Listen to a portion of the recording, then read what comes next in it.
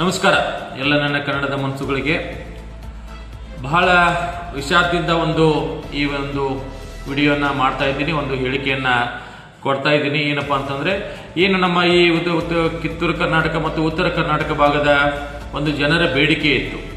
ಸ್ವಾತಂತ್ರ್ಯದ ಬೆಳ್ಳಿಚಕ್ಕಿ ಚೆನ್ನಮ್ಮ ಬಂಟ ರಾಯಣ್ಣ ಅಮಟೂರು ಬಾಳಪ್ಪನವರ ಒಂದು ಸ್ಮರಣಾರ್ಥಕವಾಗಿ ಮತ್ತು ಆ ಸೈನ್ಯದ ಒಂದು ಸ್ಮರಣಾರ್ಥಕವಾಗಿ ಏನು 1824ರಲ್ಲಿ ಬ್ರಿಟಿಷ್ ಠಾಕ್ರೆಯನ್ನ ಕೊಂದಂಥ ಬಾಳಪ್ಪನವರು ಗುಂಡಿಕ್ಕಿ ಕೊಂದಂಥ ದಿನವನ್ನು ವಿಜಯೋತ್ಸವವನ್ನು ಆಗಿ ಆಚರಿಸಿದಂಥ ಅಂದಿನಿಂದ ಇವತ್ತಿನವರೆಗೂ ವಿಜಯೋತ್ಸವವನ್ನು ಆಚರಿಸ್ಕೊಂಡು ಬರಬೇಕು ಅಂಥೇಳಿ ಏನು ಕನ್ನಡಿಗರ ಬೇಡಿಕೆ ಇತ್ತು. ಆ ಕನ್ನಡಿಗರ ಬೇಡಿಕೆಗೆ ಅನುಗುಣವಾಗಿ ಕರ್ನಾಟಕ ಸರ್ಕಾರ 3 ದಿನಗಳ ಕಾಲ ನಮ್ಮ ಕಿತ್ತೂರು ಉತ್ಸವವನ್ನು ಜಾರಿಗೆ ಮಾಡ್ತಾ ಇದೆ.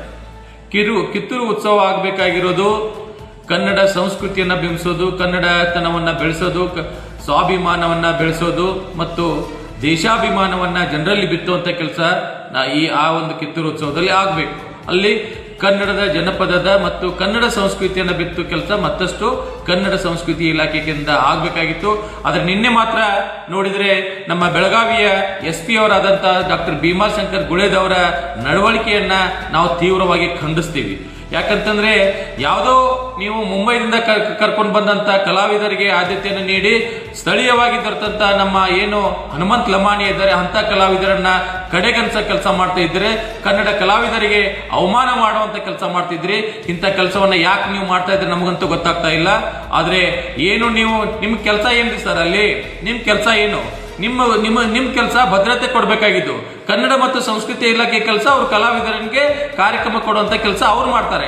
ಒಬ್ಬ ಹೆಣ್ಮಗಳ ಉಪನಿರ್ದೇಶಕಿ ಮೇಲೆ ನೀವು ದಬ್ಬಾಳಿಕೆ ಮಾಡ್ತೀರಂತಂದ್ರೆ ಇನ್ನು ಸಾಮಾನ್ಯ ಜನರ ಗತಿ ಏನು? ಅದು ತುಂಬಿದ ಸಭೆಯಲ್ಲಿ ಒಬ್ಬ ಸರ್ಕಾರಿ ನೌಕರರಿಗೆ, ಒಬ್ಬ ಸರ್ಕಾರಿ ಕನ್ನಡ ಮತ್ತು ಸರ್ಕಾರಿ ಸಂಸ್ಕೃತಿ ಇಲಾಖೆಯ ಉಪನಿರ್ದೇಶಕಿಗೆ ನೀವು ನಿಮ್ಮ ದರ್ಪವನ್ನು ತೋರಿಸಬೇಕಾಯ್ತಂತಂದ್ರೆ ಇನ್ನು ಸಾಮಾನ್ಯ ಜನರ ಮೇಲೆ ನೀವು ಯಾವ ದರ್ಪವನ್ನು ತೋರಿಸಬಹುದು?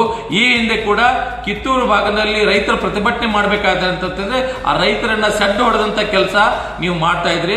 ಇಂಥ ದರ್ಪವ, ಇಂಥ ಒಂದು ಅಧಿಕಾರದ ಮದವನ್ನ ನೀವು ತಲೆಗೇರಿಸಿಕೊಡ್ಬೇಡ್ರಿ.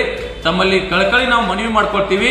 ನೀವು ಏನಾದರೂ ನಿಮ್ಗೆ ಹಿಂದಿ ಹಾಡು ಬೇಕಾಗಿತ್ತಂತಾರೆ ನಿಮ್ಮ ಮನೆಯಲ್ಲಿ ಹಾಕೊಳ್ರಿ, ಬೇಡ ಅಂತ ಇಲ್ಲ.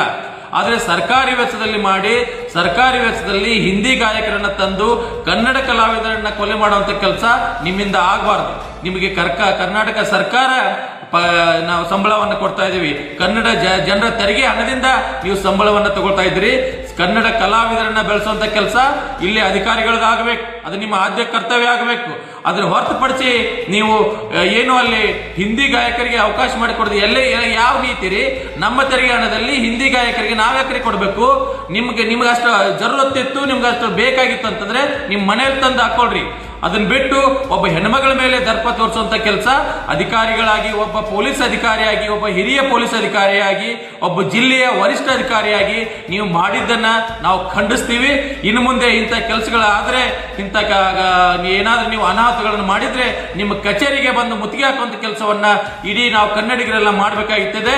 ಅದಕ್ಕಾಗಿ ನಿಮ್ಮ ತಪ್ಪನ್ನ ಎಚ್ಚೆತ್ಕೊಂಡು ಕೂಡಲೇ ಆ ಉಪನಿರ್ದೇಶಕಿಯಾದಂಥ ವಿದ್ಯಾರ್ಥಿ ಭಜಂತ್ರಿ ಅವ್ರ ಕಡೆ ನೀವು ಕ್ಷಮೆ ಕೇಳಬೇಕಂತ ನಾವು ಒತ್ತಾಯ ಮಾಡ್ತೀವಿ.